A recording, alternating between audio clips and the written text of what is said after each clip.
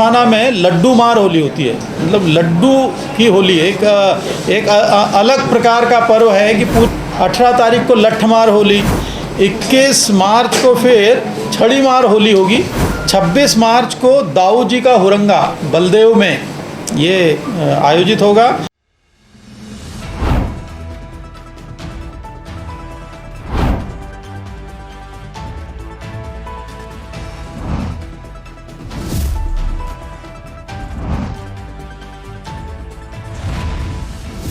NTV निष्पक्ष, सत्यता की कसौटी में एक बहुत महत्वपूर्ण पर्व है और न केवल ये सौहार्द का प्रतीक है बल्कि फेस्टिविटी या जिसको हम कहते हैं हमारी सांस्कृतिक धरोहर के तौर पर उत्सव का पर्व, जिसमें सभी लोग मिलकर के किस तरीके से अपने उल्लास उमंग को प्रदर्शित करते हैं, ये यहाँ पर सीखने के लिए एक बहुत बड़ा वहाँ पे आयोजन होता है।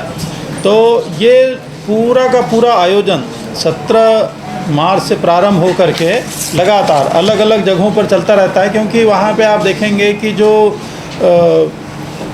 कृष्ण जी और राधा जी के एक प्रेम को लेकर के और फिर भक्ति वहाँ पे जुड़ जाता है, फिर ज्ञान जुड़ जाता है। इन सब को लेकर के जब हम आगे बढ़ते हैं तो ये अलग अलग जो स्थल इस पूरे के पूरे ब्रज क्षेत्र में स्थापित हैं, उन सभी जगहों पे वो अलग अलग स्वरूप में हम स्थापित करते हैं। होली केवल रंग से ही नहीं बल्कि अगर आप देखें तो जब हम नंदगांव से आमंत्रण प्रारंभ होता है, 17 तारीख को ये प्रारंभ होगा और उसी दिन बरसाना में लड्डू मार होली होती है। मतलब लड्डू की होली एक अलग प्रकार का पर्व है कि पूरे दुनिया में, इसलिए ये स्थल अनूठे हैं। और फिर 18 तारीख को लठमार होली भी अपने आप में यद्यपि विचित्र है पर अद्वितीय भी है। ये अनोखा है जो हमारे ही देश में इस तरीके से होता है। और लठमार होली में भी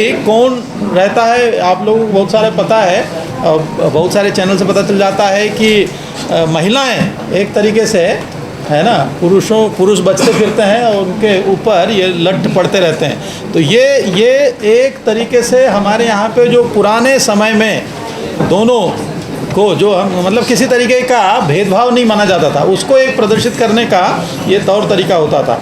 लठमार होली फिर नंदगांव में होती है, 19 तारीख को होगी इस बार। फिर रंग लठमार होली, ये गांव रावल है वहाँ पर। इसके बाद में फागुन रंग भरनी एकादशी आती है। जो रंग भरनी एकादशी उसमें मथुरा में और वृंदावन में, मथुरा में कृष्ण जन्म स्थल है और श्री द्वारकाधीश मंदिर पे, और वृंदावन में श्री बांके बिहारी जी मंदिर परिसर में होगी। 21 मार्च को फिर छड़ी मार होली होगी गोकुल में। 24 तारीख को रविवार पड़ेगा, वहाँ एक डोला निकलता है, चतुर्वेदी समाज का डोला, जो एक बड़ी भव्य स्वरूप में पूरा का पूरा आयोजित किया जाता है। फिर 24 तारीख को आप सब लोगों को पता है होलिका दहन है, वहाँ पर ब्रज क्षेत्र में फालेन गांव है, वहाँ पर होलिका दहन का पर्व मनाया जाता है।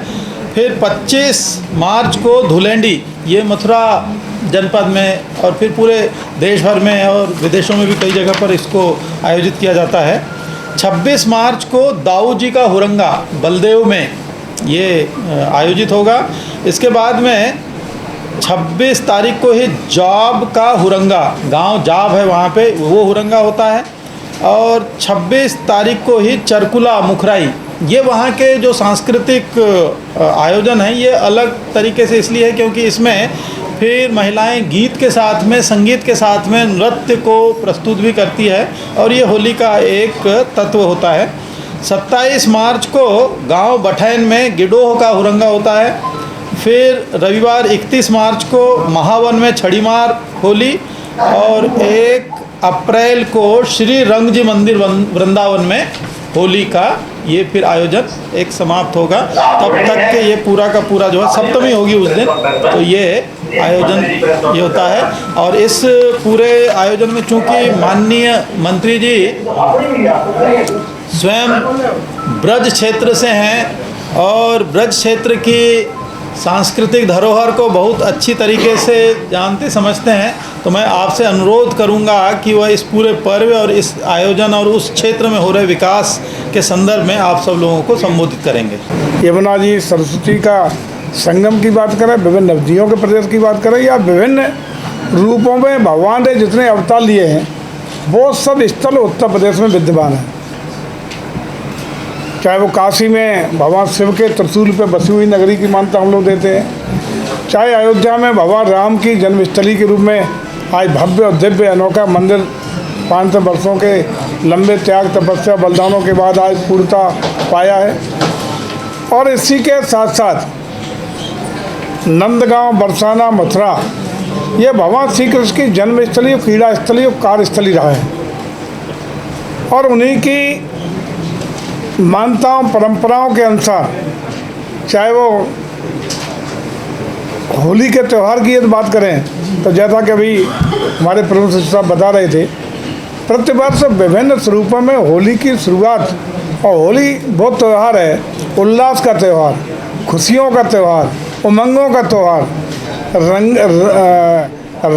रंगों के त्यौहार के साथ साथ एक अनूठे भावनात्मक रिश्तों का त्यौहार इसको कहा जाता है, जिसको व्यापक रूप से मान्यता ब्रज क्षेत्र में मिली हुई है। और ख़ासकर अयोध्या के बाद यदि कहीं व्यापक रूप से विदेशी मेहमान आते हैं तो हमारे रंगोत्सव में या जन्म दिवस के अवसर पर, जब भगवान श्री कृष्ण जी का जन्म दिवस मनाया जाता है, उस समय या रंगोत्सव पर विदेशी मेहमान और देश भर के तमाम पर्यटक, तमाम भारत की संस्कृति और ब्रज की संस्कृति को मानने वाले लोग लाखों की तादाद में हमारी ब्रज भूमि पर मथुरा, अयोध्या और मथुरा में, वृंदावन में और विभिन्न वहाँ के जनपद के अंतर्गत जो डेस्टिनेशन है, जो भगवान कृष्ण की क्रीड़ा स्थली रही, राधा जी की जन्मस्थली रही, वहाँ इस त्यौहार पर आने का काम करते हैं।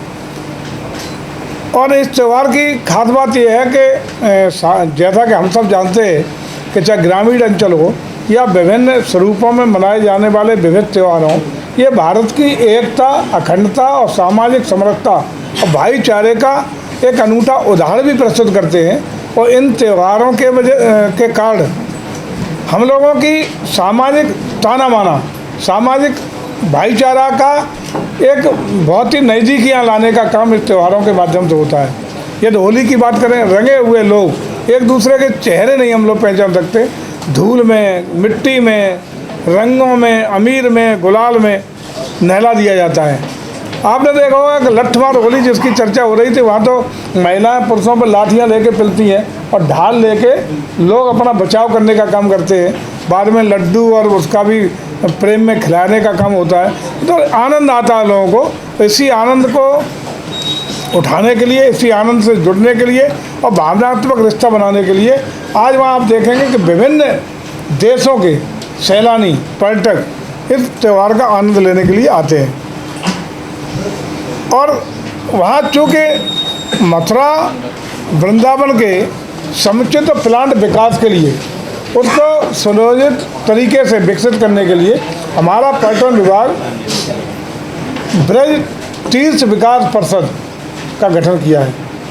और जब तो हमारी विकास परिषद वहाँ काम कर रही है, तब से चाहे वो होली के त्यौहार के लिए एक प्लांट तरीके से व्यवस्था करने की बात हो, या विभिन्न तीज त्योहारों को जो हमारे ब्रज से और खासकर हमारे मथुरा, वृंदावन, नंदगांव, इन क्षेत्रों से, गोकुल, इनसे जुड़े हुए हैं, उनके लिए समग्र रूप से हमारे विकास के साथ साथ वहाँ के जितने भी उत्सव हैं, जितनी पुरानी परंपराएं हैं जो भगवान श्री कृष्ण से, राधा जी से, उनके जीवन की पटकथा से जुड़ी हुई हैं, उन सबको व्यवस्थित तरीके से और व्यापक तरीके से मनाने का काम लगातार कर रहा है। उसी क्रम में ये रंगोत्सव का जो 17 तारीख से कार्यक्रम शुरू होने जा रहा है, इसको भी हमारा वहाँ का तीर्थ विकास परिषद व्यापक रूप से तैयारियां कर रहा है। ये सारे कार्यक्रम जो अभी डिटेल में हमारे प्रमुख सचिव साहब ने बताए हैं, इनको मनाने का काम किया जाएगा। और साथ ही साथ अच्छी उपलब्धि ये है कि हम लोग इसी साल जब अटल जी का जन्मदिवस था, तो अटल जी के जन्मदिवस के पावन अवसर पर मथुरा को हेलीपोर्ट सेवाओं से भी जोड़ने का काम किया है। हम लोगों ने वहाँ आगरा और मथुरा 2 जगह से हेलीपोर्ट की भी सेवा शुरू की है।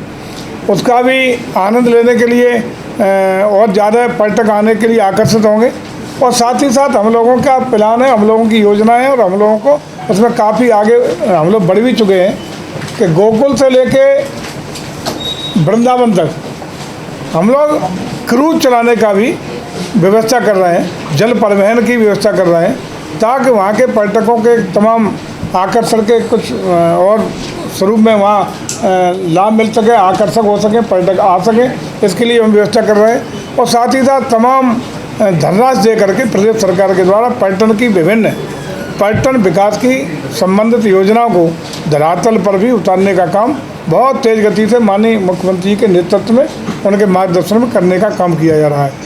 हम समझते हैं कि ये 17 तारीख से शुरू होने वाला जो अभी होली का उत्सव है, रंगों का उत्सव है, ये इस साल बहुत ही भव्यता, दिव्यता, अलौकिकता के साथ मनाने के लिए हमारे वहाँ की जो परिषद है, तीर्थ विकास परिषद, वो काम करेगी। उसने पूरी रणनीति बनाई है, उसमें जनप्रतिनिधियों को भी सब जोड़ा जाएगा, समाज के विभिन्न समाज के अलग अलग जो प्रतिनिधि उनको भी जोड़ा जाएगा, गांव देहात के लोगों को आकर्षित करने के लिए भी तमाम वहाँ व्यवस्था की जा रही है। और साथ ही साथ पूरे देश भर के विभिन्न राज्यों से बहुत बड़ी संख्या में वहाँ श्रद्धालु और पर्यटक आने वाले हैं। ये अलग होता ही होता है, लेकिन इस साथ खास बात ये होगी कि विदेशी पर्यटकों का और बड़ा जमा बड़ा इस बार वहाँ होने वाला है, जो अनूठा होगा। और संख्या में भी काफ़ी बढ़ोतरी का हम लोगों को अंदाज लगा है। जिस तरह की सूचना है कि व्यापक तरीके से लोगों की उपस्थिति में लोग इसमें सहभागिता करेंगे, लोग जुड़ेंगे और ये कार्यक्रम बहुत ही भव्यता दिव्यता के साथ ये हमारे तीर्थ विकास परिषद के देखरेख में, सानिध्य में और वहाँ के स्थानीय प्रशासन की व्यवस्थाओं के अंतर्गत संपन्न होगा। और 17 तारीख से कार्यक्रम की शुरुआत होगी, ऐसा हम लोगों का प्लान है। जैसे बर्थडे हुआ भगवान का और रंगोत्सव हुआ, क्राउड को रोकने को लेकर क्या रणनीति बनाते हैं? किसको रोकने को? Crowd management. क्राउड मैनेजमेंट के लिए देखिए, अभी तक है ये कि वृंदावन की सकरी गलियों में है मंदिर, वहाँ का बहुत सीमित लोग उस गली से आने का मार्ग है। उसी के लिए सरकार पूरा प्लान तैयार कर लिया, उसको कॉरिडोर में, जिस तरह का कॉरिडोर काशी कॉरिडोर बना है, उसी स्वरूप में, उससे भी बेहतर स्वरूप में हम लोग उसको निर्माण कराने के लिए सारी व्यवस्था कर चुके हैं। कुछ कानूनी बाधाएं थी, न्यायालय की बाधाएं थी, कोर्ट कचहरी में भी, हाई कोर्ट में कुछ लोग चले गए थे, वो भी हम लोग दूर करने का प्रयास कर रहे हैं और उसको अंतिम स्वरूप दे रहे हैं। जैसे ही कोर्ट कचहरी की बाधाएं दूर होंगी, हम लोगों का पूरा प्लान बना हुआ है, एक बेहतरीन कॉरिडोर बना के, जो आप जिसकी ओर इंगित कर रहे हैं कि भीड़ क्राउड मैनेजमेंट की व्यवस्था भी होंगी। आज जैसे वहाँ लाखों लोग काशी में बिना किसी व्यवधान के आराम से दर्शन करने में सफल हुए हैं, वही स्थिति वहाँ बहुत जल्दी मिलने वाली है। और यही नहीं होगा, वहाँ से हम लोग 14 किलोमीटर का जो रास्ता मथुरा से वृंदावन तक का है, रेलवे लाइन जो खाली पड़ी है, उस पर भी एलिवेटेड रोड और लाइट मेट्रो इस चलाने की योजना है।